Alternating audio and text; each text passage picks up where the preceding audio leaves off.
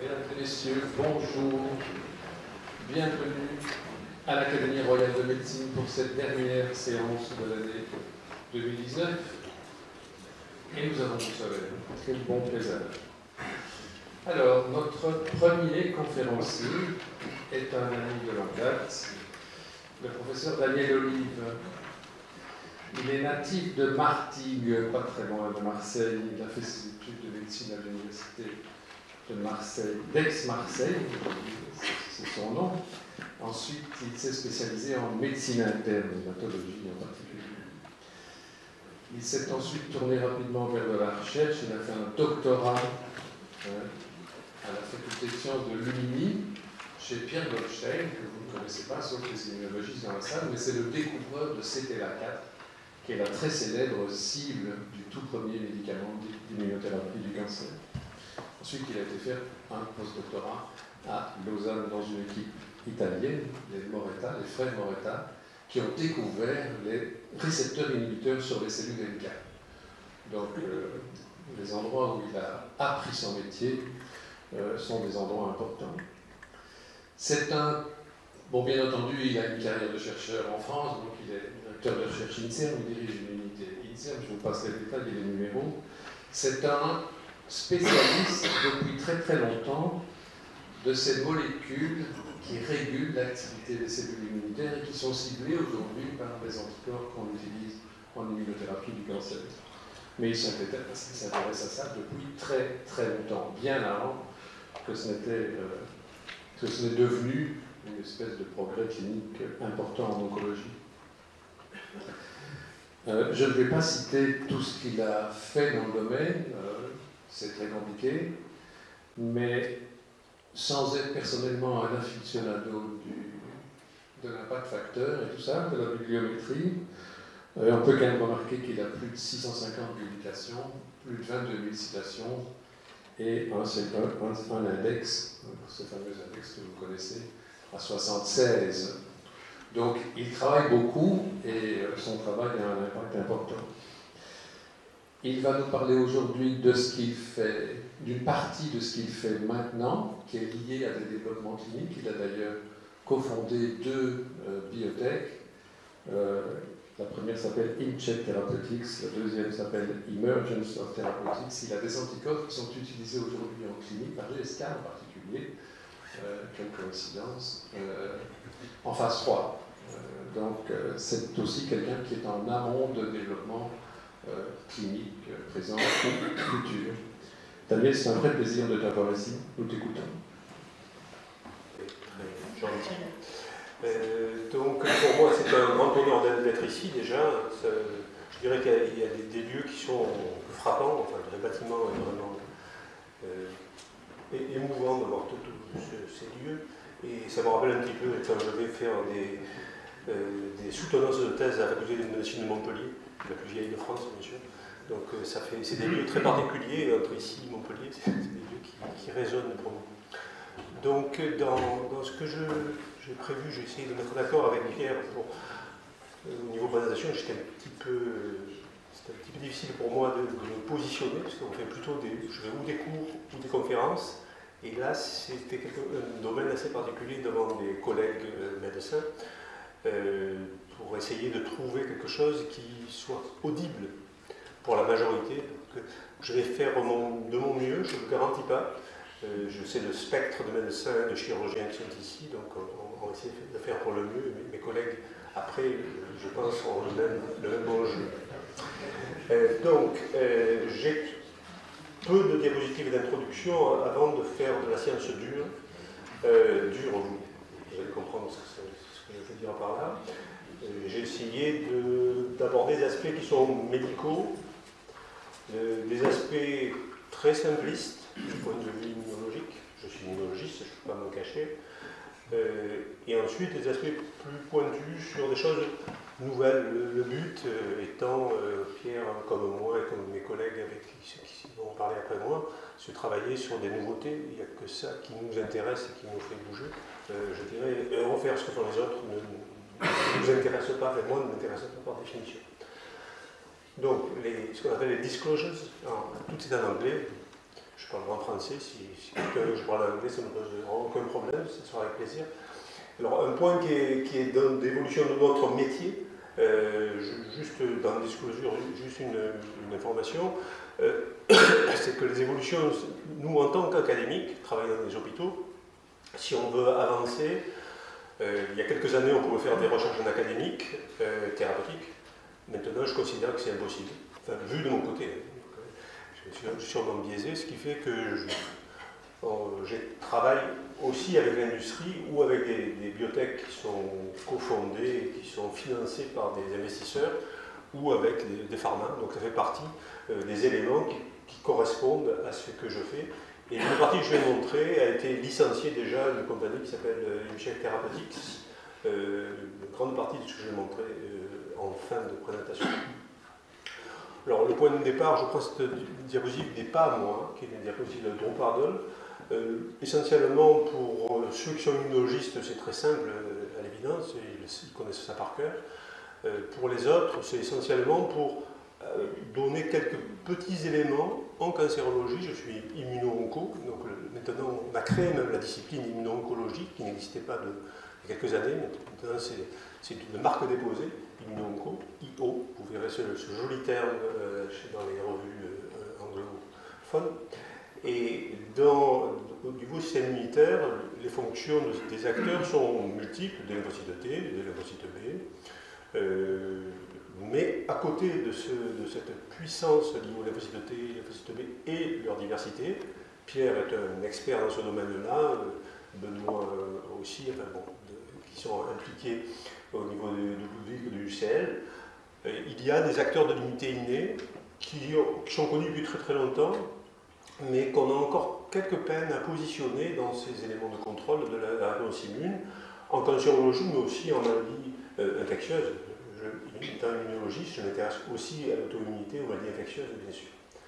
Alors, pour faire une aparté thérapeutique, par rapport donc, à mes collègues, j'ai pris l'exemple de leucémie lymphome, pour essayer de se positionner dans le temps et voir quelles sont nos évolutions thérapeutiques et comment finalement le monde thérapeutique actuel est en train d'évoluer à une vitesse qui, je pense, enfin, vu de mon côté, me dépasse un tout petit peu par sa rapidité. Je dirais entre 80 et 97, il ne s'est pas passé grand-chose. Dans ces pathologies-là, il y avait déjà de l'immunothérapie, c'est la greffe allogénique. C'est un prix Nobel de Don Thomas et bénéficié de ce prix Nobel dès les années 80. Et des chimiothérapies, et ensuite progressivement, c'est apparu les thérapies ciblées.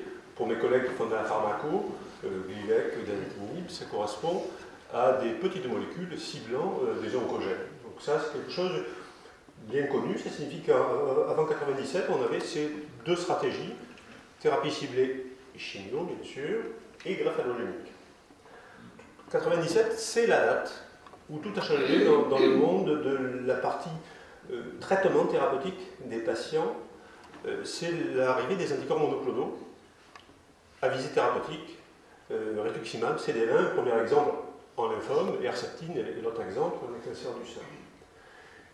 Et maintenant, entre 1997 et 2019, ce spectre a totalement explosé, puisque la plupart de ces voies se sont développées. Les greffes allogiques sont restées les mêmes en se développant, en s'améliorant, et devenant beaucoup plus sûres et beaucoup plus faciles à utiliser. Des drogues à spectre large, qu'on appelle les IMID, sont très puissantes comme agents, mais surtout les anticorps se sont développés, ceux qui, le plus à la traîne pour l'instant, mais qui un jour ou l'autre va arriver, correspondent aux aspects de vaccins au sens large. La plupart des thérapies qui sont ciblées sont venues après une première vague, donc ça c'est ma deuxième paquet de diapositives d'introduction. De nouveau, si on considère jusqu'aux années 2000, ce qu'on appelle les piliers je dis ça pour mes collègues de biologie des tumeurs, parce que Yvan est là, donc il est sensible à ce genre d'image, c'est ce qui a structuré la réflexion des gens qui travaillaient sur la biologie des cellules cancéreuses, et il avait été identifié ce qu'ils appelaient les piliers, c'est-à-dire ce qui permettait de prédire que la tumeur se développe et ça a donné naissance à tous les médicaments, qui sont des médicaments actuels, permettant de cibler ces points de force et de faiblesse des cellules tumorales. Alors, le changement, diapositive est des mêmes auteurs, c'est 2011, essentiellement parce qu'en 2010, il y a eu une première étude clinique, anti-CTLA-4, pour reprendre le terme de Pierre tout à l'heure, qui montrait que de façon minimaliste, 4 mois d'augmentation de survie, il y avait un avantage à utiliser des anticorps thérapeutiques dans le champ des patientes de mélanome dans ce cas-là, ce qui fait que le cadre a été modifié, les piliers ont été modifiés progressivement, donc la partie immuno est devenue de plus en plus importante, pas dominante, mais de plus en plus importante, donc elle s'est associée à cette stratégie.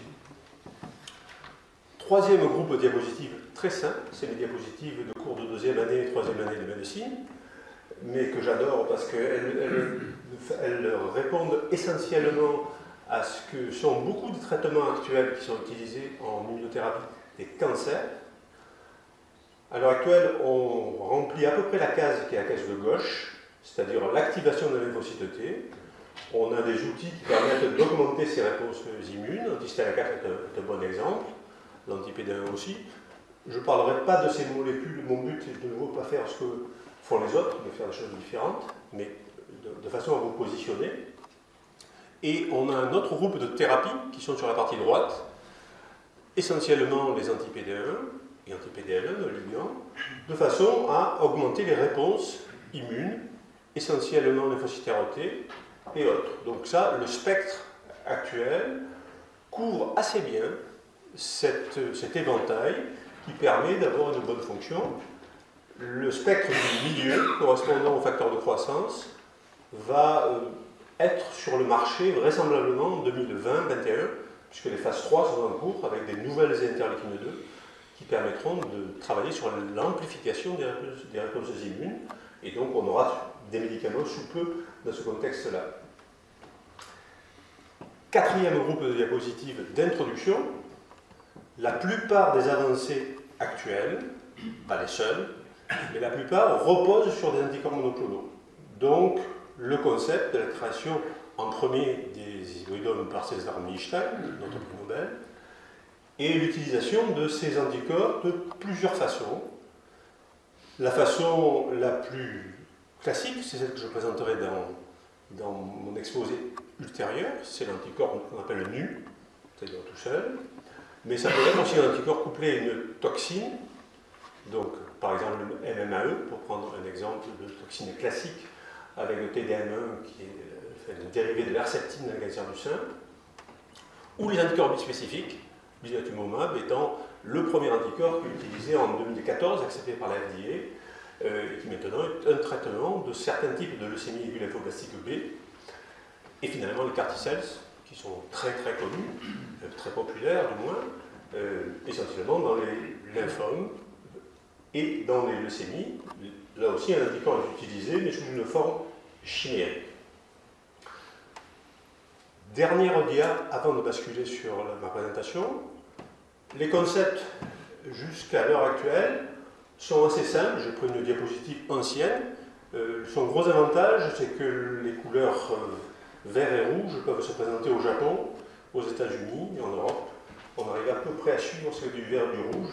Ces concepts sont des concepts à peu près admis.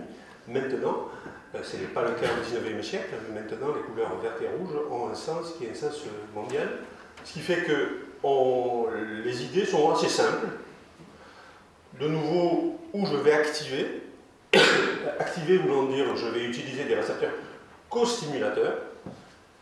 Donc c'est le prototype de ces récepteurs co-stimulateurs le plus avancé. Les deux plus avancés s'appellent CD137, 80BB et CD40. Les plus avancés, ce ne sont pas des médicaments, ils sont toujours en essai depuis des années.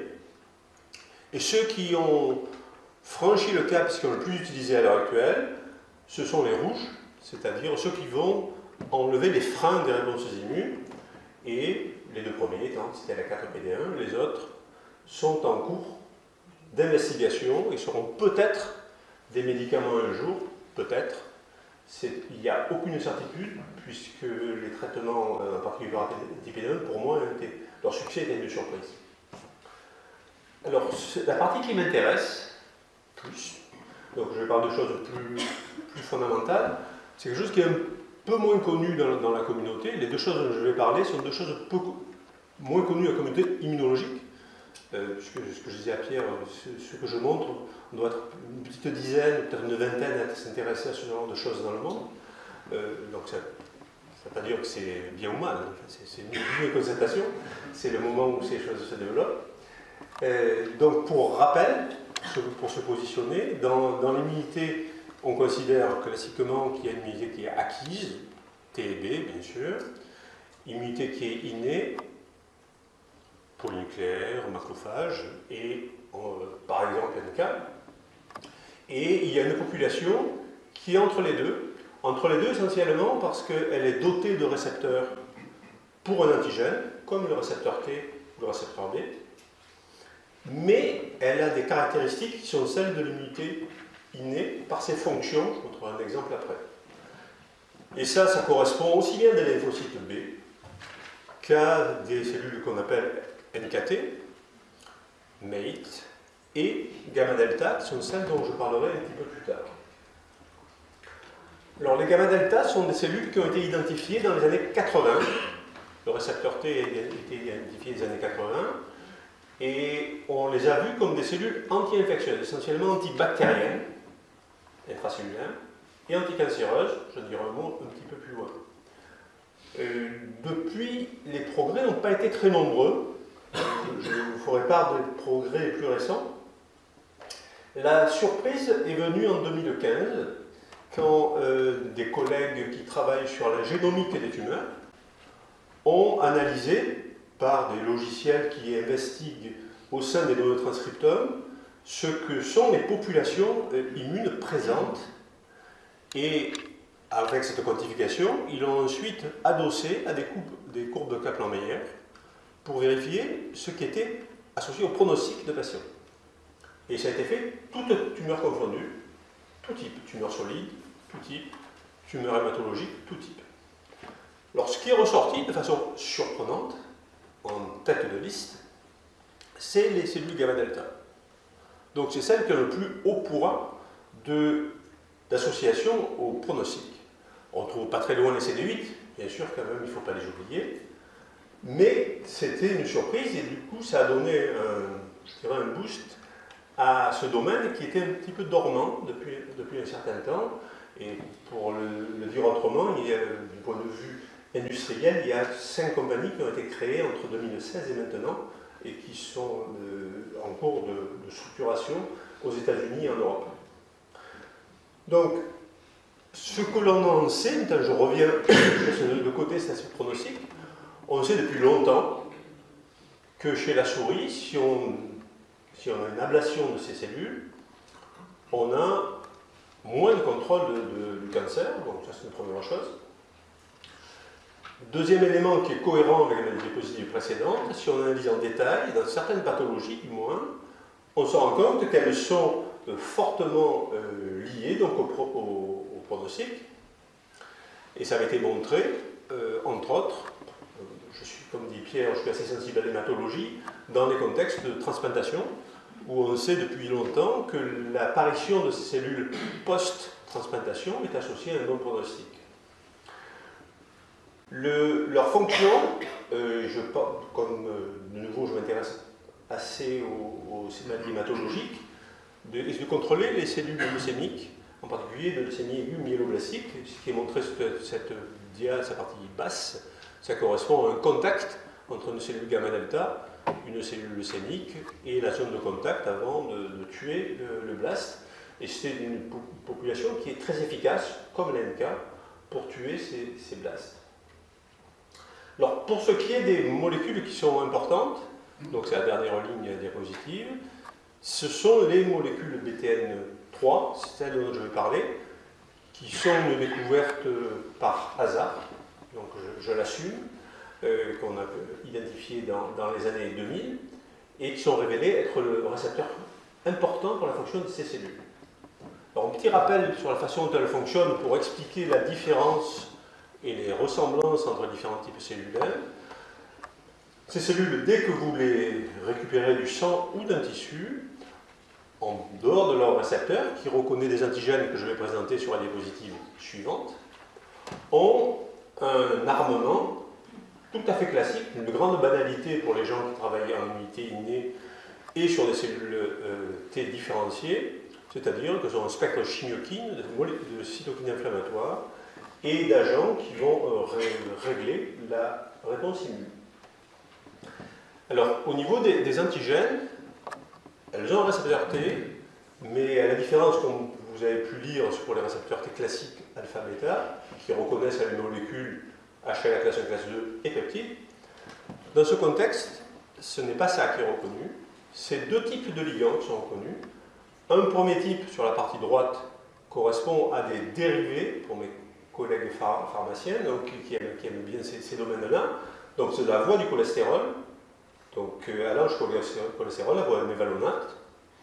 Et les composés reconnus sont les isopenténylpyrophosphate, qui sont un des produits qui est généré dans cette voie. Et ces produits s'accumulent, en particulier dans les cellules qui sont des cellules cancéreuses, qui sont très demandeuses au niveau métabolisme pour la synthèse de cholestérol, pour leur métabolisme classique. Le deuxième ligand, qui a des identités très fortes du point de vue structural, correspond à un composé qui est dérivé de la bactérie, de ce système enzymatique bactérien, qui est la voie de Romain, qui va créer de nouveau des produits qui sont ces phosphoantigènes, qui sont reconnus aussi par le récepteur pour des T gamma delta. Donc, on a des populations cellulaires, et je parlerai donc de cette population maintenant en plus en détail, qui sont capables de reconnaître ces deux types de ligands, aussi bien liés à des bactéries essentiellement intracellulaires, Mycobacterium tuberculosis est un bon exemple, mais d'autres bactéries intracellulaires, et des produits qu'on trouve surtout en cancérologie. Alors, le lien avec le cancer se fait avec l'expression, qui est une expression très forte de ces molécules, BTN3 en particulier, dans les cellules cancéreuses. Je vais aller directement sur ces molécules qui sont absolument peu connues. Je vous dis, on est quelques dizaines à s'y intéresser. Donc, elles ont été identifiées essentiellement in silico dans les années 80-90 par Peter Linsley de chez BMS, qui cherchait des équivalents de la molécule B7 ou CD80, donc le ligand de CTLA4 de CD28. Et ce qu'il avait trouvé, c'est que une molécule qui s'appelle maintenant BTN1 avait une structure B7 avec un domaine IgV et un domaine IgC. Jusque-là, tout allait bien, avec des identités de l'ordre de 50%, mais une différence majeure qui était un domaine intracellulaire correspondant à un domaine qu'on appelle maintenant B30.2, qui restait assez mystérieux, et c'est un domaine que connaissent surtout les gens intéressés à l'inflammation et aux réponses antivirales, parce que les molécules qui en possèdent sont des molécules cytosoliques, sont des molécules transmembraneuses, de la famille TRIP5-alpha en particulier, qui est impliquée dans la décapsidation de HIV. Donc ce domaine de B30.2 joue un rôle dans ce contexte-là. Et des mutations de ce domaine de B30.2 sont associées à des maladies inflammatoires familiales. Donc ça a donné dans les début des années 2000 des idées que ces molécules, ce domaine joue un rôle dans le contrôle des infections virales, mais aussi de l'inflammation. Alors, comment faire le lien avec la molécule BTN3A2 dont je vais parler? Alors, les butyrophilines, en réalité, en dehors de BTN1 identifié par Peter Linsley, il y en a 14 chez les mammifères qu'on peut identifier, et essentiellement 8 qui sont localisés sur le chromosome 6. Pour le chromosome 6, pour les immunologistes, ça leur parle immédiatement. C'est le HLA classe 1, classe 2, bien sûr. Donc ça veut dire qu'un groupe des gènes codant pour ces molécules sont localisés dans ce chromosome. Si on prend un recul, on se rend compte que du point de vue structurel, à côté de HLA classe 1, HLA ABC, on a BTN3A, pardon, et j'en vais en parler tout de suite après, BTN2, BTN1, et je parlerai maintenant de BTN3 et BTN2 plus en détail, je ne parlerai pas des autres. Alors, de façon assez surprenante, sur ces trois gènes, BTN3, on nous retrouve avec trois gènes localisés de façon très proche sur le même chromosome, avec 98% d'identité dans leur partie extracellulaire, et essentiellement des différences dans le domaine intracellulaire. Ces molécules n'ont pas d'orthologue chez les rongeurs, sont apparues chez les primates essentiellement. Et la façon dont elles fonctionnent, je fais une synthèse de ce qui a été identifié entre 2012 et 2018, cette revue de 2018, c'est qu'elles sont capables de fonctionner sous forme d'homodimères et d'hétérodimères, et la molécule BTN3A1 s'associe à la molécule BTN3A2, qui est importante pour l'aider à s'exprimer à la surface. Ça rappelle un petit peu ce que fait CD3 avec le TCR, donc ça lui permet d'aller à la surface. Ça explique en partie pourquoi il y a 3 gènes, pour 3 protéines, et BTN3A3 fait la même chose, c'est montré sur cette diapositive. Première notion, donc ça lui permet d'aller à la membrane. Deuxième notion, dans le domaine intracellulaire, le domaine B32.2, à la différence de TRIM5-alpha pour HIV, dans ce cas-là, ce que fait le domaine B32.2, c'est qu'il fixe les isopentényl pyrophosphate. Ça signifie que les phosphoantigènes ont un résidu particulier qui se fixe dans une boucle du domaine B32.2 qui lui permet d'être proche de la membrane. La conséquence, c'est qu'il y a des cellules d'activation au niveau du cytosquelette et qui vont créer des hétérodimérisations moléculaires de ces molécules et d'autres, dont je vais parler tout de suite après, qui vont favoriser la conjugaison avec les lymphocytes T sans expliquer ce que voit encore le récepteur T, qui est une des inconnues, vous allez le voir parmi les questions qui restent pendantes. Alors, dans les essais, moi je suis plutôt spécialisé dans la fabrication d'anticorps, ce que je fais depuis les années 80. La chance que l'on a eue, c'est un test fonctionnel assez simple, où on met en contact cette cellule T-gamma delta, une cellule lymphomateuse, et on mesure leur capacité à être activée. Il faut le lire de la gauche vers la droite en haut, et de nouveau, c'est de nouveau de la gauche vers la droite pour chacun des histogrammes. On se rend compte que les cellules lymphomateuses induisent un signal qu'on appelle dégranulation, et si on prend un anticorps qu'on va appeler activateur, il va augmenter de façon très très forte ce phénomène, et il y a des anticorps qui vont bloquer cette réponse complètement, c'est ce que vous voyez à la partie droite extrême de la diapositive. Alors, pour ce qui est de la régulation de ces molécules, pour le faire de façon très courte, ce sont essentiellement comme les molécules immunes liées au stress, des molécules qui sont dépendantes de l'inflammation. L'inflammation, tout type d'inflammation va augmenter leur expression à la surface, en particulier les cellules tumorales, mais aussi de l'hypoxie, qui est un élément important vu en cancérologie, et de la perte en nutriments que l'on voit souvent au centre en particulier de tumeurs. Une caractéristique de ces molécules, c'est de fonctionner uniquement sur les cellules tumorales ou sur les cellules infectées par une bactérie intracellulaire. On ne va pas rentrer dans les détails trop techniques, mais ça peut se démontrer dans ce type d'expérience où on se rend compte que si l'anticorps, on le fait agir sur le T-gamma delta, il n'a pas de fonction.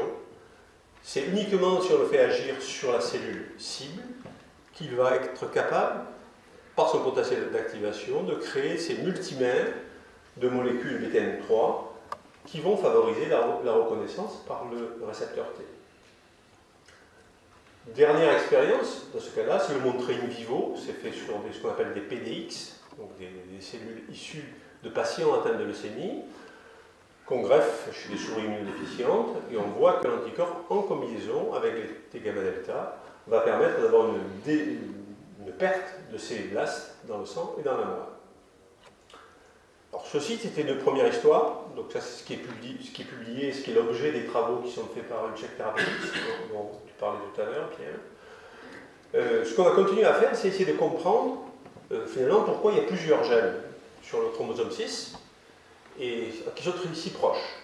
Et quel est le rôle de chacun d'entre eux dans la compréhension de la biologie fine de ces molécules et le rôle de cancérologie et infection bactérienne intracellulaire. Alors, un autre qui est très proche, qui s'appelle BTN2A, existe, il y a 3 gènes, un est un pseudogène, on va l'oublier, c'est BTN2A3, on l'oublie, c'est un pseudogène, et 2 autres, dont 2 sont présents chez l'homme, BTN2A1, BTN2A2, et 1, BTN2A2, est le seul gène qui est présent chez la souris. Alors si, maintenant, on invalide par des techniques qui sont largement populaires de CRISPR-Cas9 de cellules tumorales, ce qu'on voit à gauche, c'est l'invalidation de BTN2A. Donc cette partie, pour l'instant, n'est pas publiée, est en cours de soumission. Si on déplète donc les gènes, on se rend compte sur 2 lignées tumorales, on perd l'expression, ce que vous voyez à l'extrême gauche. Vous avez perdu l'expression de la protéine, ce qui est attendu, et la molécule BTN3, sa sert de contrôle, n'est pas affectée du tout. Ce qui est plus surprenant, c'est si vous analysez maintenant le même phénomène fonctionnel que je décrivais précédemment, c'est-à-dire dégranulation, équivalent à la cytotoxicité, production de cytokines, TNF et interférons, on perd complètement toute capacité à produire ces cytokines, même avec des anticorps activateurs contre BTN3. Donc c'est surprenant. Et ça nous a ramené à un autre concept qui était qu'on n'avait jamais réussi à transférer avec BTN3 la fonction des gamma delta dans des modèles murins. Je vous ai dit que le gène n'existait pas, mais on voulait le faire de façon ectopique, de façon à le démontrer. Donc ce qui a été fait dans cette expérience-là, c'est prendre des cellules de souris, cibles, tumorales, prendre un effecteur humain murin aussi, avec un récepteur T gamma delta humain, et analyser dans ce système de reconstitution si la reconstitution avec BTN3A plus BTN2A était ce qui suffisait à un récepteur T gamma delta 2 de reconnaître la cellule. Diapositive un petit peu lourde, tout ce qui est à gauche c'est les contrôles, à partir du moment où ça bouge, c'est les combinaisons. Le message est assez simple. Si vous faites les combinaisons BTN3 plus BTN2, vous êtes capable d'induire, de créer cette reconnaissance de la cellule murine. Donc maintenant, on a une reconnaissance ectopique et qui montre que ce sont les 2 éléments qui sont nécessaires et suffisants pour la fonction, ce qui était une surprise initialement, mais on fait avec, on est plutôt positif avant d'aller sur l'étape suivante. Donc à ce stade où on en est, et à peu près je vais terminer sur cette dernière partie gamma delta, on considère que le système est un système qu'on a encore un petit peu sophistiqué, c'est un système hétérodimérique de multimérisation de molécules, de ces molécules initialement qu'on croyait de co-stimulation, comme c'était la 4 et autres, et c'était 28, mais qui sont révélées être des molécules de reconnaissance, qui ont une biologie assez compliquée, puisque ça agit sous forme de multimérisation à la surface pour permettre d'avoir la signalisation. Ce sur quoi on est en train de travailler à l'heure actuelle, c'est l'identification du ligand, en réalité de ce complexe, sur les gamma delta, et sous peu, on pourra en parler. Donc, mais pas encore. Mais donc, on y est presque, donc ça signifie que le système est en train maintenant d'être quasiment identifié. Pour terminer, et pour faire plaisir à mes collègues de biologie des tumeurs et des mélanomes, bon, vous n'êtes pas tous cette spécialité-là, mais certains s'y intéressent. Donc, je vais terminer par... il y a 4 diapositives dans cette partie-là, qui correspondent à des molécules de co-stimulation moins bien connues que PD1, qui est, je dirais, pour prendre un vilain terme anglais, le benchmark du système à l'heure actuelle. Donc, qu'est-ce qu'il en est des autres? Alors, les autres, il y a plusieurs candidats potentiels. Alors, nous, on travaille depuis assez longtemps, fin des années 90, pour dire, sur une molécule qui s'appelle HEM et qui a deux ligands assez compliqués. Un qui s'appelle LIGHT, qui est lié à l'activation, et deux ligands liés à l'inhibition des lymphocytes T, mais aussi T gamma delta, mais pas NK, qui sont CD160 et BTLA. Premier élément. Alors, ce que l'on a analysé, donc, 4 questions, 4 dias. Premièrement, est-ce que l'expression de ce ligand pour une molécule de régulation négative, qui est BTLA CD160, est associée au pronostic chez les patients atteints de mélanome? Donc, c'est la première question. Alors, ça, c'était fait par immunohistochimie. Et ensuite par des transcriptomes sur du TCGA. Donc ce qu'on voit, c'est que au plus la tumeur exprime HEM, c'est-à-dire par des quantifications faites à l'immunohisto, au plus on a un pronostic qui est mauvais chez les patients, et plus on a un potentiel métastatique qui est élevé chez ces patients. C'est un premier élément qui nous a surpris, surtout si on analyse plus en détail. Donc ça a été fait avec mon collègue Eric Sartour, donc à l'HEGP à Paris, qui réalise des systèmes d'analyse par immunofluorescence. Ce que l'on voit dans les tumeurs, dans ces mélanomes-là, c'est un contact entre les cellules exposant BTLA et les cellules qui sont HEM+, qui sont essentiellement donc, des cellules tumorales que l'on peut détecter. Donc ça veut dire biopronostic, deuxièmement présence. Et maintenant, c'est les deux éléments qui intéressera plus mon collègue des biologies des tumeurs. Si maintenant on positionne pour essayer de comprendre la façon dont ceci fonctionne, alors la première chose, c'est de vérifier si, tout simplement, c'est lié au côté benchmark PD1, PD1. Alors la réponse est non, c'est-à-dire si vous isolez des cellules de mélanome de patients et vous analysez par cytométrie leur expression de surface en multimarquage d'HEM ou PDL1, vous vous rendez compte que dans l'immense majorité des cas, les deux éléments sont séparés. HEM est l'élément qui se retrouve le plus souvent tout seul, exprimé sur les tumeurs, PDL1 ne l'étant pas ou peu, et rarement. Alors, qu'est-ce qui est en cause dans ce phénomène? Alors, la première hypothèse la plus évidente, pour le benchmark PD1, PDL1, c'est les cytokines inflammatoires. Donc, c'est les signatures aux cytokines inflammatoires qui sont associées à un profil d'expression de PDL1. Et ce que l'on sait, c'est que les interférons, en particulier, la signature interféron, et l'infiltrat humain est associé à l'expression de PDL, PDL1. Alors, ce n'est pas le cas pour HEM. Si on regarde sur ce profil, ce TML, issu du transcriptome du TCGA, on se rend compte que la signature qui est associée à l'expression d'HEM ne correspond pas du tout à la signature PDL. Donc on est de nouveau dans un autre système de régulation. Qu'est-ce qui est en cause?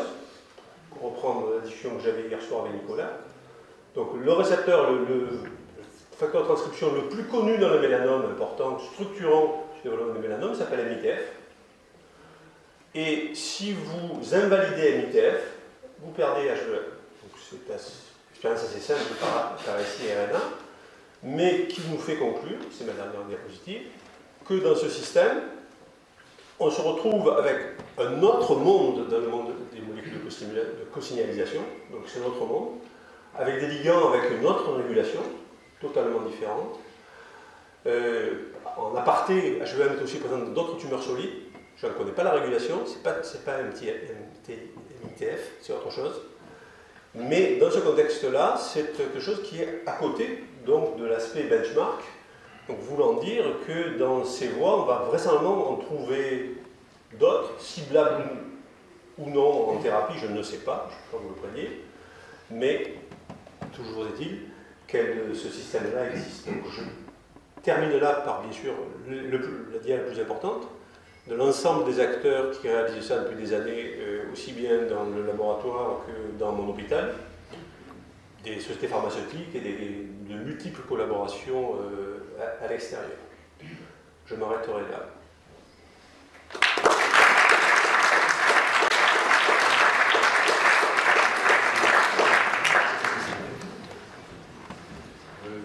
Merci beaucoup. Question au professeur Oli. Donc je comprends que un de tes anticorps force l'oligomérisation en surface de tes BTM3A et stimule une reconnaissance. C'est juste qu'à ce moment-là, le phospho-antigène n'est plus requis.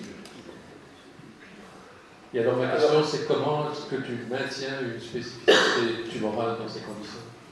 Donc, si on le comprend. Si je commence par la fin, je dirais qu'on ne comprend pas. Mais je vais donner quand même quelques petits détails avant de ne pas être trop court dans ma réponse. Donc, à l'heure actuelle, le seul élément qui est un élément probant, c'est qu'on a testé dans cet anticorps-là activateur contre tout type de cellules normales. Les gamma delta ne les reconnaissent pas. On l'a testé chez le singe, chez Cynomolgus, pour lequel les primates, donc chez lequel c'est présent. Il ne se passe rien.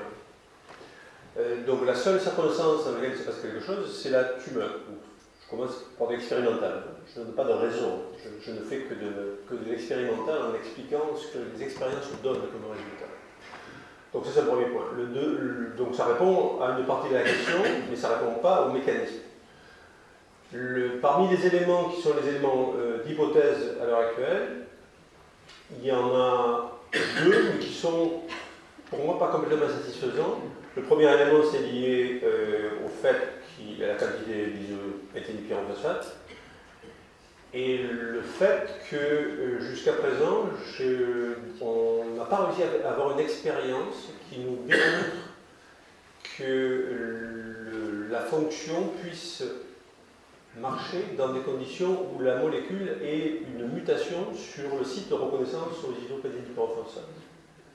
Donc c'est une expérience qui manque pour démontrer si l'effet est dépendant ou indépendant. Donc ça c'est l'expérience qui est en cours pour essayer de pousser ce système. Ça n'empêche pas qu'on avance, parce que la phase 1 est prévue en début 2020, mais pour moi, du point de vue fondamental, ça fait partie des éléments qui sont la suite de la compréhension du mécanisme. Donc le but est pour donner la manip de base, c'est d'avoir une cellule qui soit complètement dépourvue de ces gènes, par Cas9, et de la transduire avec un gène muté qui ne fixera plus les IPP. Et vérifier à ces conditions-là si l'anticorps fonctionne toujours. Parce qu'on a fait l'expérience avec des déplétants, des statines, mais ça tue tellement les cellules que je ne pourrais pas interpréter les résultats de ces molécules. Merci. S'il y a une question courte, et je vais exiger une réponse courte, monsieur Anon. Oui, donc, à propos de HVEM, c'est Herpes Virus Entry Mediator, donc c'est un récepteur d'entrée d'un herpes virus.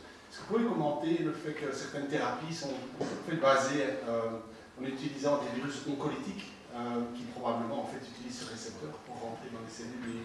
Donc est-ce qu'il y a un lien, est-ce qu'il y a quelque chose que l'on pourrait exploiter là? Est-ce qu'il y a d'autres récepteurs de ce type-là qui pourraient être utilisés? Oui, c'est un lien possible. Hein. Donc, Nicolas me posait la question hier soir, donc ça montre que c'est une question qui est spontanée. Le lien est possible, alors c'est un co-récepteur. C'est pas le récepteur unique, c'est un co-récepteur pour être complet. Donc, à ma connaissance, il n'a pas été analysé, nous on l'a pas fait en tout cas, il n'a pas été analysé le rôle d'HVEM dans cette fonction-là, et savoir si on pourrait, dans ces conditions-là, aider au ciblage.